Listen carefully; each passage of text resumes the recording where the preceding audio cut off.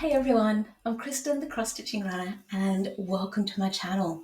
I want to say a big hello and welcome to all new and returning viewers, and if by chance you've stumbled across this channel is all about cross stitch with a bit of life stuff thrown in.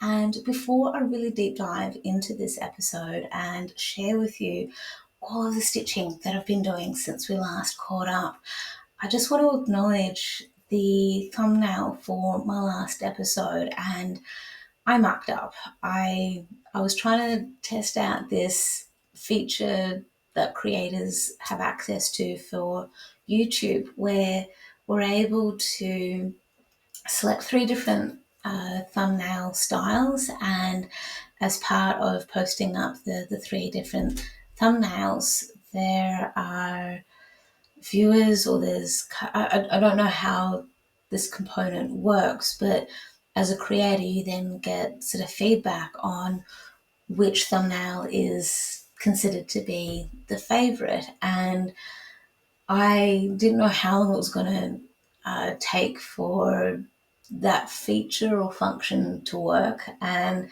I just really wanted to get the recording posted.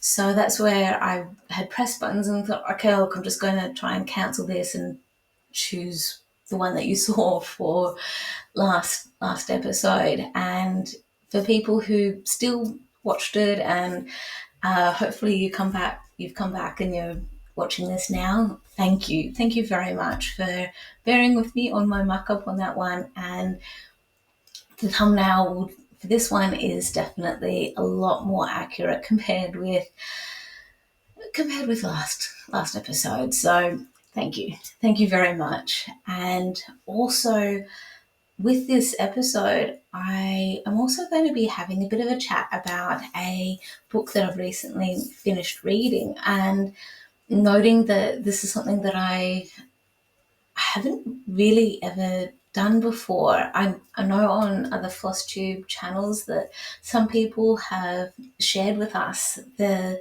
books that they've been reading and what they've enjoyed about it, and all that jazz. So this is something that I am slowly leaning into. If there are any books that I read that I have enjoyed and just want to share with you, saying, hey, I really enjoyed the book, and what I thought of it without giving away too much, but also without being too cryptic as well. So I hope that you enjoy that particular part of this episode, and I would love to find out from all of you that if you enjoy that part of the episode or not, by sharing like a comment in the video at some point saying, yep, yeah, okay, love to hear about the books you're reading, please do more, or sorry, nah, look, just please stick to cross stitch and that kind of thing. So I'd love your feedback. That would be really cool. So without further ado, let's get into the cross stitching stuff, and then I can hopefully share with you my thoughts on a book that I've recently finished reading. Let's get into it. Okay, with all of the stitching that I'm about to share with you, it's stitching that I'm slowly catching up on for rounds 16 through to 21 of the AFL Stitching Challenge, noting that today is Sunday the 18th of August, and it is going to be the last playing day of round 23. There are 24 rounds of the regular, I keep wanting to say Premier League because the English Premier League of soccer, football, has kicked off this weekend. My boyfriend is currently catching up on all of the goss and footage and everything associated with some of the games that have been played over this weekend, and I've got that on the brain right now. So I apologise in advance for any fumbling of the words that I've got. So with the AFL though, the Premiership, that is the wording that I'm needing for the AFL. So there are 24 rounds in the minor Premiership, and the teams that have made it into the top 8 will have a week break before they then start playing finals. And with the way finals work is that the teams that have been made it to the top four, they get a second chance of being able to get into the grand final. The bottom eight, so the bottom four rather of the top of the 8 teams, they have sudden death in the sense that if they lose their game, they're then knocked out of the final. So I guess it's similar to some of the sports that I've heard about that have that type of format, and I'm hoping that with the in a couple of weeks' time, when there is a break with AFL, that I'm going to be able to catch up on rounds 22 to 24. That's still going to be a lot of stitching, but I know that I'll be able to get there without any worries. With all of that in mind, the first project that I have to share with you is a hot cross stitching piece called Comparison is the Thief of Joy. And this is roughly what it'll look like when it's done. And I have attributed this piece to the team, the Fremantle Dockers. And over rounds 16 to 21, I needed to put 430 stitches into it. And this is where I'm at so far. I've focused mostly on the border here and I think a little bit of the border down here. So I appreciate that I may have shared a bit of this when we last caught up. I can't quite remember. So my apologies if I am repeating myself a little bit here.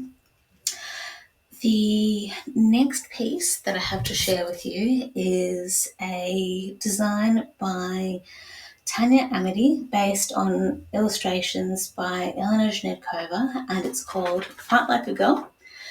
And I have put a total of 382 stitches into this, and this is what I'm up to so far, and slowly getting there.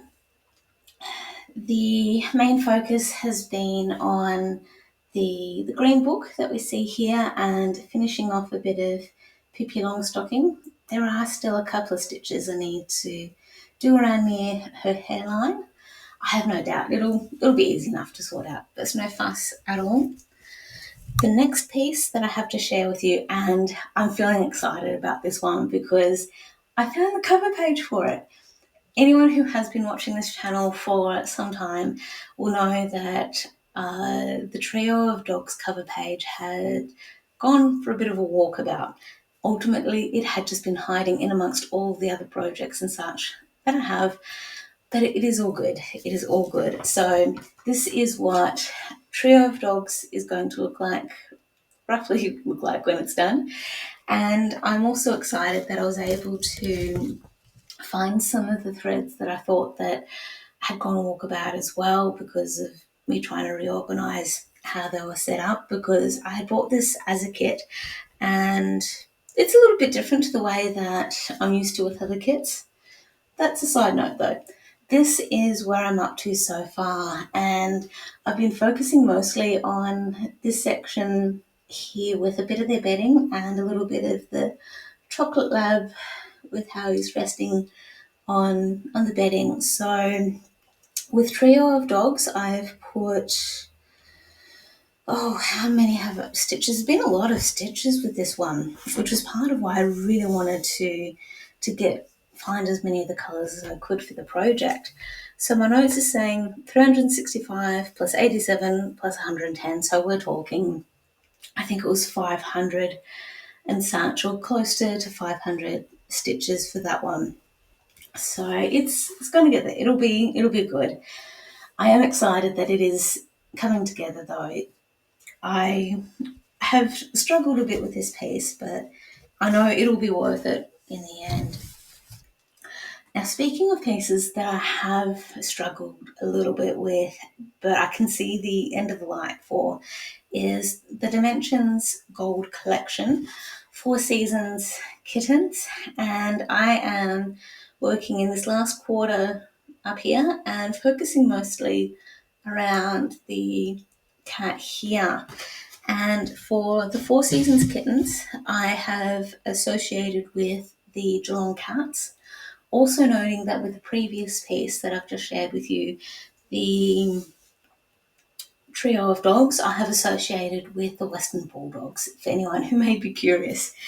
So this is where I'm up to so far, and the really cool thing with the Four Seasons cats is that I needed to put 512 stitches into this. So as we can see, I've been able to put quite a bit of work into where this kitten is. And I do remember last time we caught up that I was talking about my plans a bit of what I needed to do for the next fortnight, which is where we're up to now. And I know I had been grumbling a bit about, okay, got to put 512 stitches into this. It's going to be worth it. It'll be all good. And yeah, it definitely has proven to be the case.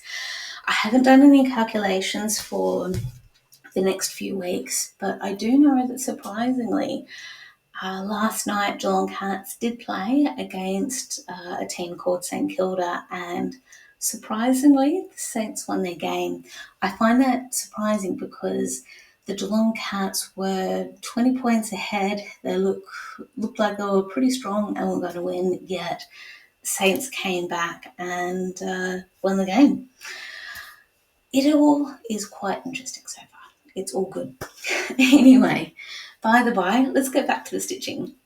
The next piece that I have to share with you is called His Master's Voice. I just need to find the cover page and we'll get back into it soon.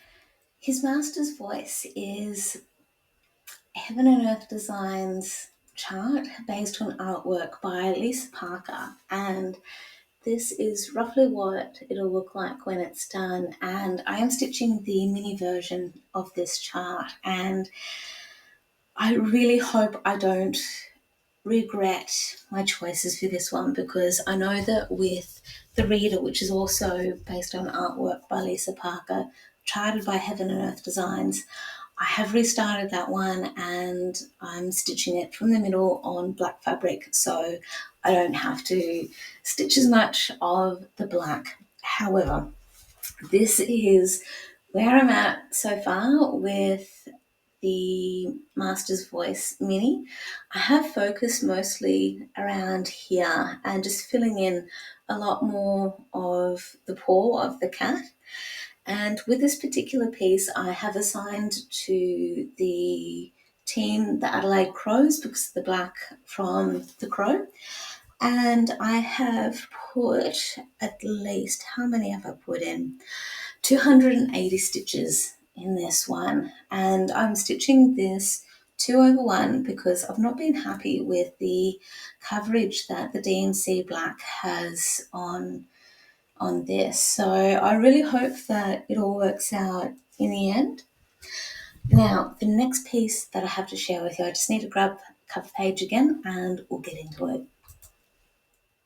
The next piece that I have to share with you is a hot cross, find the words, is a hot cross stitching design, and it is called A Life Lived in Fear - Spanish Proverb. So the full quote being, a life lived in fear is a life half lived. And it is a quote from the Australian movie Strictly Ballroom. And it is a phrase that I try to remember every so often when I am feeling somewhat fearful of taking the next step of anything in life, really, and just trying to remember that if I don't take that step just because I'm afraid, that I'm potentially going to be always wondering what would happen if I had taken that step. Now, this is where I'm up to, and I have put, oh gosh, it was well over 400 stitches. I'm looking at my notes where it was 227 plus 211. So we are looking at least 438 stitches. And that has enabled me to fill in this part of the wing of the butterfly and start on the letter A. So to put into perspective, let's get this cover page zoomed in just a little bit. Okay, so as we can see just a little bit, we've got the A up here, and then we've got a bit of the wing there. That was where I was focusing on for A Life Half Lived. And I'm stitching this on 18 count Ada, and I really enjoy working on this piece. The next piece that I have to share with you is a Country Threads design, and it is a double chart. So I'm focusing on pelicans, and I've got this one associated with the team Sydney Swans. And this is where I'm at so far. I've been focusing mostly on the water down here, and for the last few weeks, the Swans had us worried in the sense that they were potentially just getting really tired because they had been doing so well for so long. And for the last 5 rounds or so, they had lost many of their games that had been 1 or 2, and especially this weekend, they actually won their game. And it means that they are definitely at the very top. They are the winners of the minor premiership, which is really exciting because it is something that they haven't been able to do for a while, but it means that they have a double chance of getting into the grand final. So fingers crossed, it all goes well. That said, it means I actually haven't put a lot of stitching into this for rounds 16 to 21. I have, however, been able to put 138, at least 138 stitches into this piece. Again, noting that I was focusing just around here where we see a bit of the water, and I look forward to being able to put some more stitching into pelicans over the next few weeks because of rounds 22 to 24. And as a bit of a side note, as we're getting closer to the end of, or mid to late September, I'm going to be getting a bit more excited because I'm going to be attending an in-person stitching retreat. And if I've understood the social media page that I'm part of as an attendee, if I'm understanding correctly, Fiona Jude, who is the designer behind Country Threads, if I'm understanding correctly, she may actually be at this retreat. So there's going to be a possibility of me fangirling a bit with that, because here in Australia at least, Country Threads is a very popular and well-known brand, because whenever we do go to our local needle stitching place, whether it be Spotlight or Lincraft, those charts are readily available. And I, over the years, have collected many of the Country Thread charts, and I've even made a quilt out of many of those designs because they just resonated so closely with me, and they are just super easy charts to read and stitch. And this is me gushing and fangirling a little bit without even actually being at the retreat as yet. So that's a little bit of an exciting side note that I'm really looking forward to when we actually get there. So let's get onto the next project that I've done some work on. The next piece that I've put some work into is another Heaven and Earth design based on artwork by Amy Stewart, and it is the Stitch in Time bookshelf of 4 seasons. And I have this piece associated with the team GWS Giants, and I have put 398 stitches into this piece. Again, still focusing on just filling in some bits around here, and this is potentially a piece that I had shared with you last time we caught up. So nothing has changed since we caught up, and I'm just going through a list of all the projects that I have been working on. And this is looking pretty good. I am enjoying seeing the progress on this. Now, the next piece that I have to share with you is one that I've got associated with a team called the Essendon Bombers. And my notes are saying Halloween treats, but what I had actually meant is that it was trick or treats too. And where are we? So, specifically, the chart that I purchased was from Etsy, and that designer had called it Autumn Castle, and they were a Russian designer, and I was actually just curious to see if that person was still designing, selling charts. And I came across a lot of different images of people with that particular name, but when I'd done a search on the person's name and the words cross stitch, I just came up with cross stitch. So I don't think I think this person has been found out as being potentially dishonest. That said, what I want to try and say with this is that I found out that the piece that I was stitching may have been a rip-off of the original artwork by Randall Spangler, and it has been charted by Heaven and Earth Design. So this is the cover page that I'm choosing to use rather than any other kind of cover page that may be available for this similar piece. So I love the trick or treats too, because there are just so many elements to this that I think are pretty cool.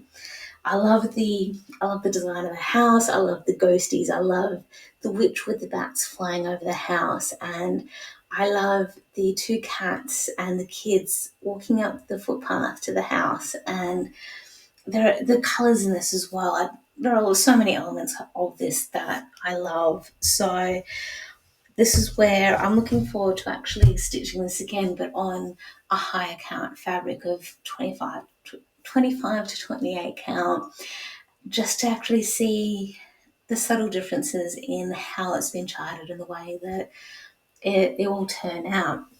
Noting that with this particular piece, I am stitching it on, I think it's 18 count Aida, and this is where I'm up to so far. And I focused most of my attention on the roof here, filling it in and starting a little bit on the bottom here to make a start with coming up to the side there. And I've put, how much have I put? I have put at least 182 stitches into this piece, and I am looking forward to seeing this coming alive a little bit more, and I'm looking forward to getting it done. The next piece that I have to share with you is a personal piece in the sense that it's not a hot cross stitching design and it won't be available for purchase or as a free chart. And this one I've nicknamed Pisces, and it has a quote on it that is a bit hard to read on this screen, and it says, Pisces, not everyone gets the same version of me. One person will tell you I'm a beautiful soul, another will tell you I'm a cold-hearted arsehole. Believe both because I act accordingly. Rather, believe both, I act accordingly. That said, what I love with this piece is the colours in it. And this is where I'm up to so far. I've focused towards the bottom of the piece where we see the words believe, B-O. Yeah, there we are. So focused a little bit on where we see some of the words and where it says hearted and believe B-O. I've also focused a little bit around some of the blues that we see where the fish will be. And with Pisces, I've got it associated with Port Adelaide Power because of the teal colours that are in their team colours. And with this piece, I've put 329 stitches into it. I am stitching this 2/2 on what I believe to be 28 count even weave, and I'm going to be getting creative with this one because I have not allowed myself enough fabric for the border. So that means I will be adjusting the pattern just a little bit to make sure that I do have at least a little bit of a fabric border around the edge so I can frame it or do with it as I will. Now, the next piece that I have to share with you, I actually have the cover page up on the wall behind me. And this one I have associated with the St. Kilda Saints, and it is called I Count My Lucky Stars Every Day That You Are in My Life. And this is where I'm at so far. I focus mostly on a bit of the leaf up here, and I've needed to put a minimum of 305 stitches into this. And to help put into context, we can see behind me where I'm pointing just a little bit that you can sort of see a little bit of where the leaves are, and it is really good stitching if you're not needing to concentrate too much. So when it comes around to the stitching retreat in September, I am strongly considering taking this one with me because I have heard with in-person stitching retreats that it's recommended that you take a piece or some pieces with you where you don't need to worry too much about counting your stitches or anything like that, because you are going to be socializing a lot and chatting away with many attendees, and that's something I'm really looking forward to. So that's where I think that piece will be beautifully suited to it. The next piece that I have to share with you is designed by Tilton Crafts, and it's called Halloween Treats 2. This is roughly what it will look like when it's done, and I have started in the middle around where we see the calendar page 31, and I have this piece associated with the team Melbourne Demons, and I've put a minimum of 196 stitches into this, mostly focusing on finishing off a bit more of the pink and a bit of the number one. I am fudging a part of this where I have mucked up a little bit with my counting and where I've stitched rather certain colours. So fingers crossed that doesn't carry through to the rest of the page or rest of the stitching that I'm doing. That said, this is what I love about full coverage stitching, in a sense that we get to fudge things a little bit and try and fit in some of the personalizations or mistakes that we've made. And I'm looking forward to seeing more of this project come alive, and noting that I am stitching this on what appears to be 28 count even weave, and I initially started off stitching this 2/1, but I found that it was just getting a little bit too chunky at the top here, and I've decided to do 1/1 with the stitching, and I think the coverage is working out pretty good on this one. Now, the second last piece that I have to share with you is a hot cross stitching design. The cover page is just near the light switch here, and it is black and white rolled up daisy. And I have this piece associated with the Collingwood Magpies.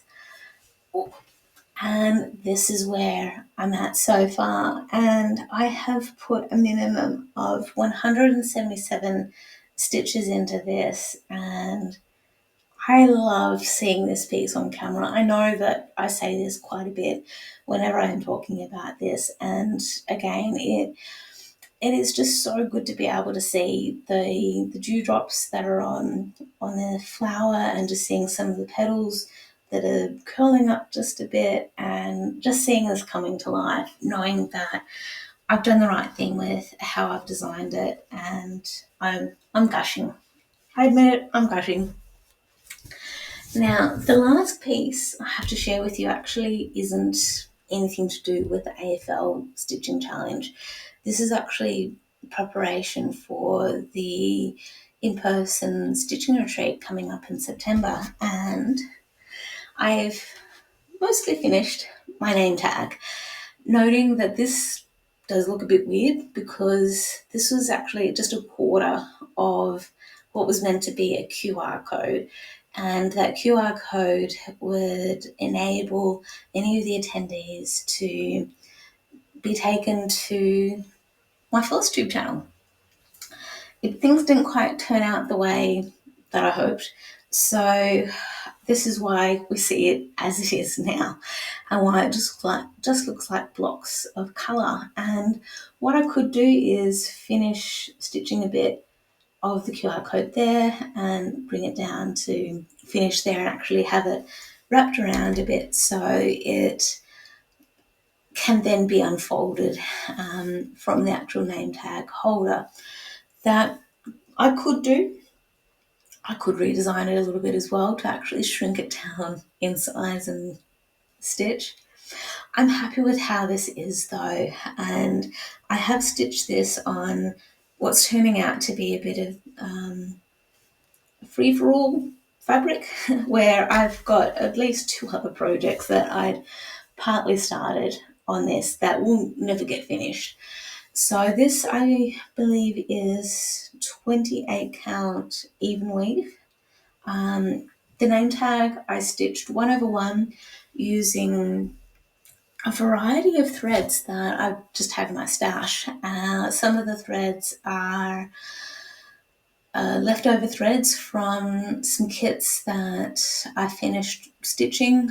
Some of the threads are actually from, I guess, threads that I've received in stitching boxes from the Black Needle Society, and I think it's turned out pretty cool. It's something just a little bit different, and it's colourful and unique. I think it's pretty cool. Now that's it for the stitching, and let's get into a bit of life stuff and the book that I am keen to tell you all about. Recently I finished reading a book called The Inmate by Frida McFadden, and I just want to note that this is my view on the book, and there's no way that I don't get any benefits out of me doing this. I'm doing this because I'm just interested in the book, and that I just wanted to share my thoughts on it, and partly sharing my thoughts on it because I've recently joined a Facebook group that is all about like psychological thrillers and all the rest. And when I had clicked on the join button when I'd first borrowed the book called The Inmate by Frida McFadden, I'd seen that a lot of people were about to read the book as well, and I haven't clicked on any, I still haven't. I'll probably need to go back in and click on the comment section about the book just to find out what people thought of it, because I initially, when I borrowed the book, I didn't want to be influenced too much, if at all, by other people's thoughts or opinions on it, because I wanted to just enjoy the book and form my own thoughts on it. So if by chance you are considering reading the book and you don't want any spoilers or anyone to influence your thoughts on the book, then I totally get that you will just skip past this part, or at least catch up with me in a couple of weeks' time. But if you're not worried about spoilers or you're not going to read the book or anything, that's totally cool, and we'll get into it. Now, the synopsis that I'm about to read about this book is from the website Goodreads, because I just wanted to just at least let you know what the premise of the book is. I don't have the book with me anymore because it's gone back to the library. It's one of the books that has a short time frame, and I had to get it back to the library as soon as I could. And yeah, all good. So, The Inmate. There are 3 rules Brooke Sullivan must follow as a new nurse practitioner at a men's maximum security. 1. Treat all prisoners with respect. 2. Never reveal any personal information. And 3. Never, ever become too friendly with the inmates. But none of the staff at the prison knows Brooke already has broken these rules. nobody knows about the inmate connection to Shane Nelson, one of the penitentiary's most notorious and dangerous inmates. And they certainly don't know that Shane was Brooke's high school sweetheart, the star quarterback who is now spending the rest of his life in prison for a series of grisly murders, or that Brooke's testimony was what put him there. But Shane knows, and Shane will never forget. So that's the synopsis, and it sounded like a pretty cool book. And for the most part, just reading it at face value and reading the book at face value, I enjoyed the books. Initially, I enjoyed the pace that the book travelled at, and it was really easy for me just to get the book finished within, I think, about a week, which surprised me quite a lot because I'm a slow reader, not because I struggle with reading in any way, shape, or form. I am slow in the sense that I like to sort of take in what the author has written and try to visualize sometimes the descriptions or descriptive words that the author is using, and the yeah, that's why I'm slow. It's all good. So that's why I like with a lot of the time with the library books, I do have the option of being able to renew them if I need to, or just return them if I'm just not feeling it. And with the book, I love the twist at the end. With the book, it did flip between present day and 11 years ago when Brooke is reminiscing about uh, her boyfriend at the time and how life has changed and such. And I liked the twist at the end where it was from her son's perspective rather than from Brooke's perspective. And when I started thinking a little bit more about the book and actually absorbing what I'd read, I started questioning the strength of the storyline. And it would have been good to have the book longer than the 388 pages that the Goodreads website says that it has. And to have the book longer than the 388 pages would have been, I think, useful for the storyline to develop the characters a bit more and to give them a bit more depth than what they have. So I was constantly flipping between, in terms of thoughts, flipping between whether or not Shane was actually guilty of his crime. It had me questioning what Brooke's life was like when she had lived over in New York with her son growing up. And in the book, Brooke was talking about how her son got bullied and that she's chosen to move back to her hometown because of work and all the rest, and partly because her son was getting bullied, and that by having a fresh start, it would hopefully help her son out. And she's moved back into her parents' home because her parents have passed away, and that it was apparently easier for her to move back into the home rather than sell it and buy another home or whatever the scenario had been. And the thing that I also started questioning a bit was her interactions with some of the other characters at her work. So,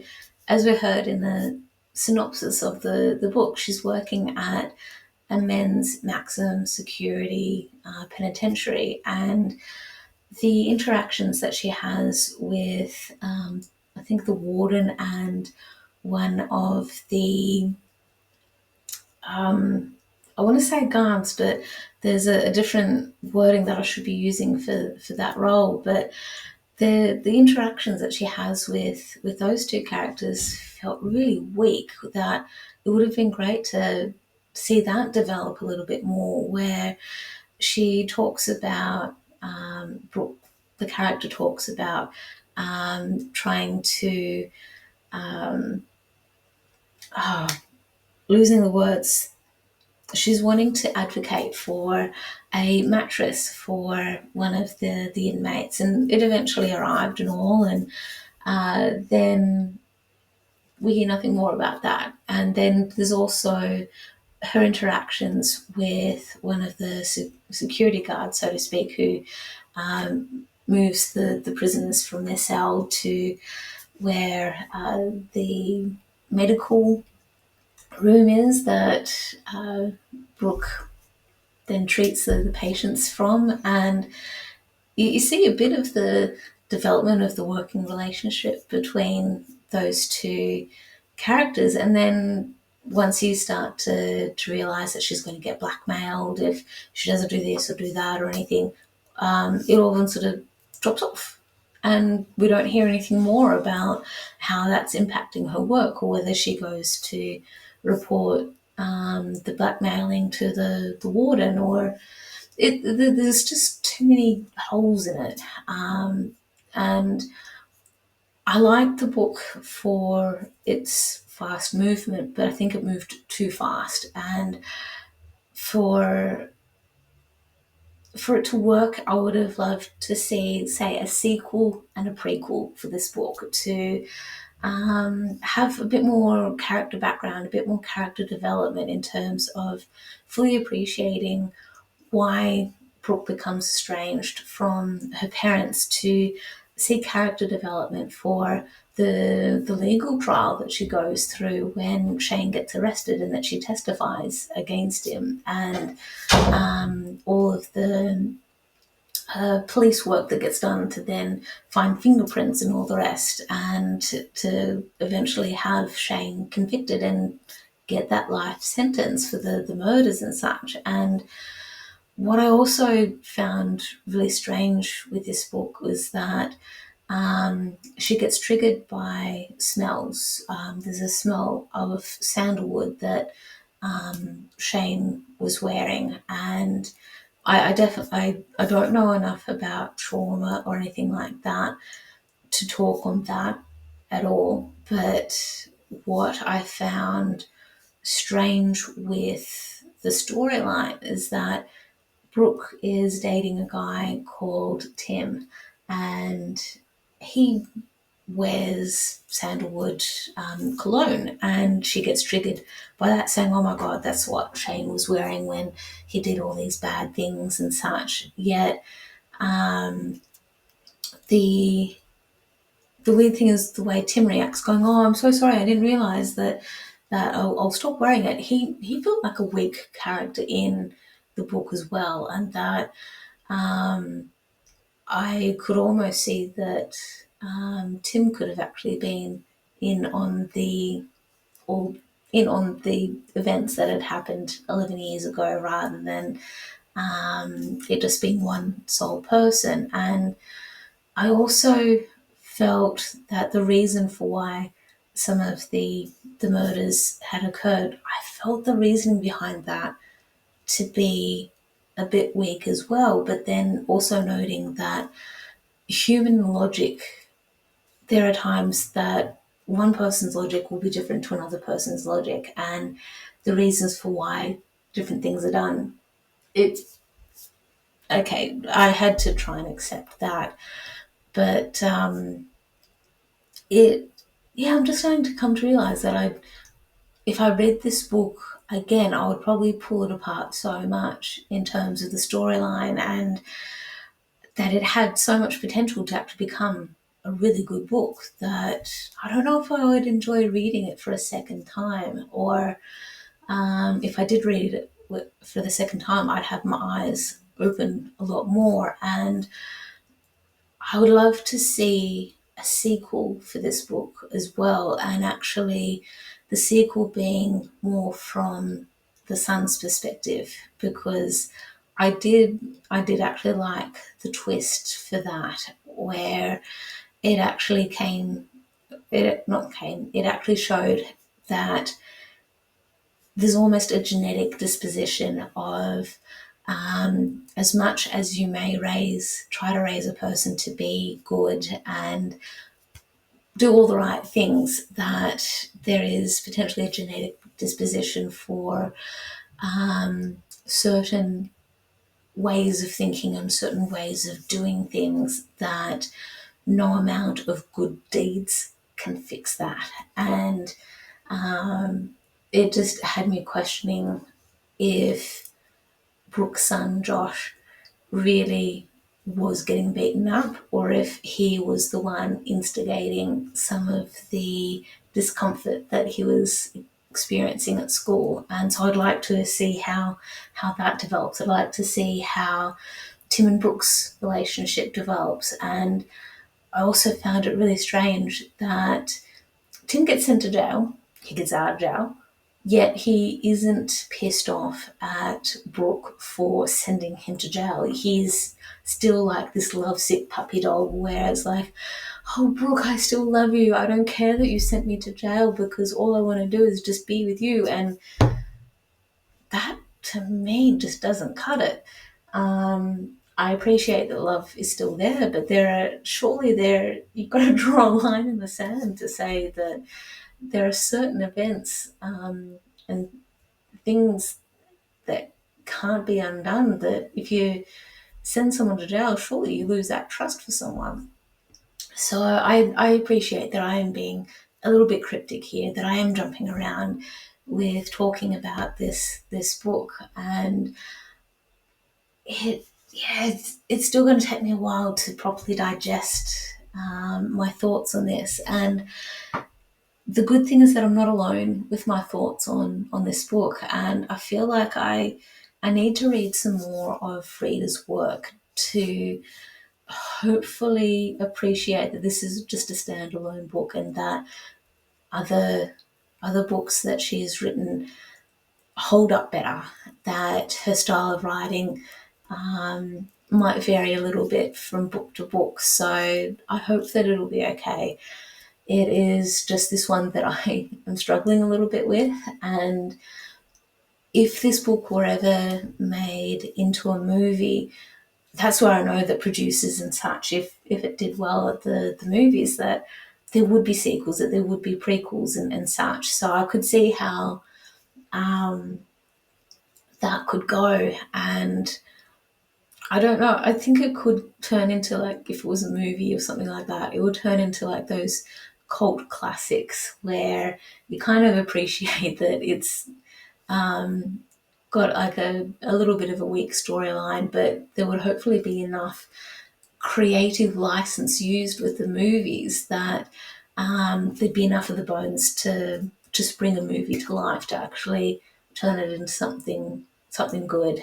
And I don't know, we'll have to wait and see, but I just know that when I was reading some of the reviews on Goodreads, that there were quite a few people that shared similar points of view on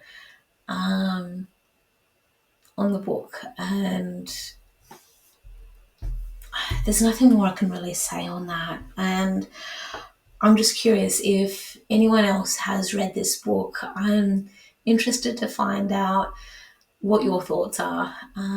If you thought that this was a brilliant book, I'm keen to hear your thoughts on that, or if you're indifferent to it, or if you think something similar. Either way, I would love to hear your thoughts on that.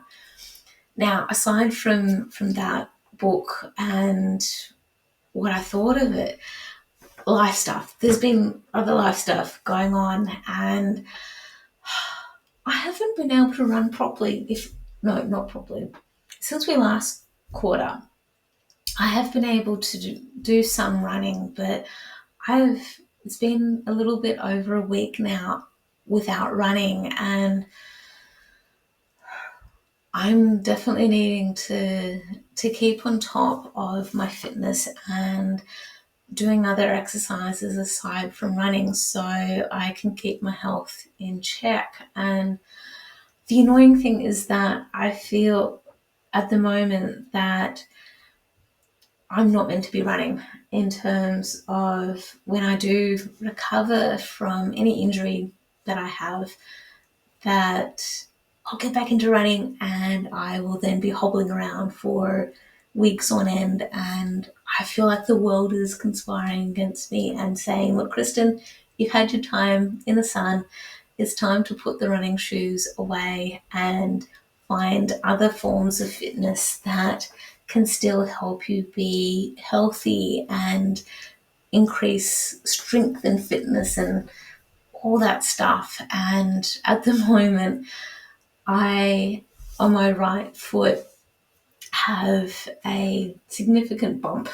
Um, it's a heel spur. That's the best way. I think that's the medical term that it's called. And ultimately, it's swollen at the moment. I walk around, walk a little bit funky, like where I'm limping just a little bit, and it feels like even just with the smallest amount of exercise in terms of walking, that it gets aggravated or irritated and it's annoying me.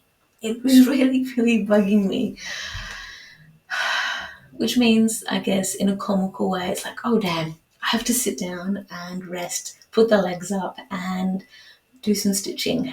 So I'll get there. This is temporary. I know that I can bounce back from it and it'll be okay. I think a part of it's just to do with the stretching that I do or don't do in the lead up to going for a run, and then the limited stretching that I do after a run as well. So I know that this to an extent is self-inflicted. It'll be okay. It'll be all right. So plans in terms of stitching, I know that I still have a little bit of stitching to finish off the round 16 to 21.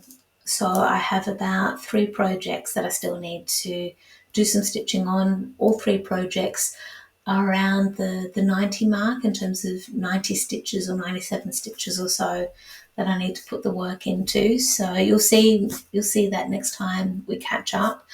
And then I'll also be hopefully share with you some of the work that I've done on projects from rounds 22 to 24. I will be partly through the round 24 when we catch up. And the really exciting thing is that tomorrow for dinner, Michael and I will get to go to Grilled Burgers for dinner because I've got a grilled membership, and that means that we get 2-for-1 burgers during the football season, and it also means that we get the 2-for-1 burgers because Sydney Swans won their game. That's how that component works. And the exciting thing is that, well, not exciting thing, what I like about the burgers there is that they've got a chicken Caesar salad version on a burger, and I annoyingly am a fussy eater, and usually I don't mind burgers, but typically there's at least one ingredient that I have to pick off or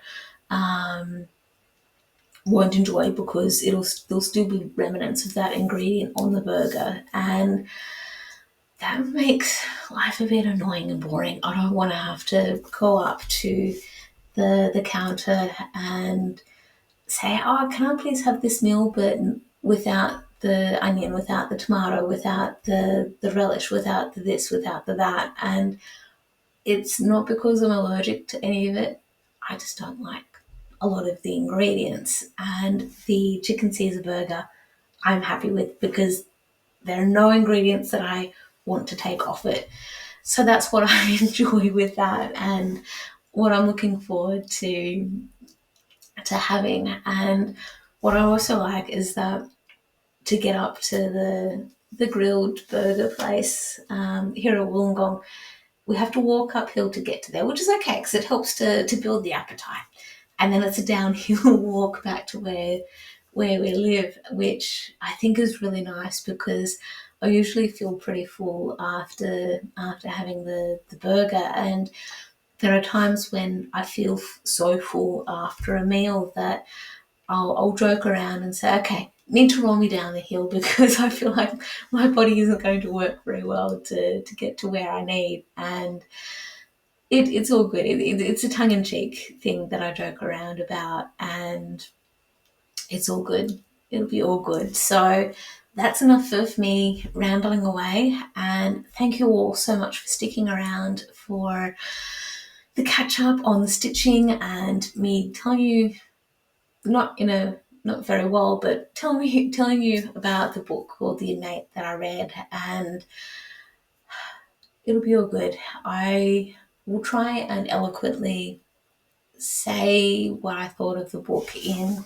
the Facebook group, but I feel like I would still need to be careful with what I say there, because I know that the author of The Inmate, she's part of the group as well, and I know that as an author you open yourself up to criticism, and that as an author you know that not everyone is going to enjoy your book, but hopefully enough to read your work. It's a tough thing. It very much is. It's no different to us doing the Flosstube and knowing that some people have their favourites, which is where there'll be lots of views on videos compared with others who produce similar content. But again, it is what it is. So again, I hope you enjoy this video. And if you've made it this far, please give me a thumbs up, like, subscribe, all that jazz, and I will see you in a couple of weeks' time. See ya.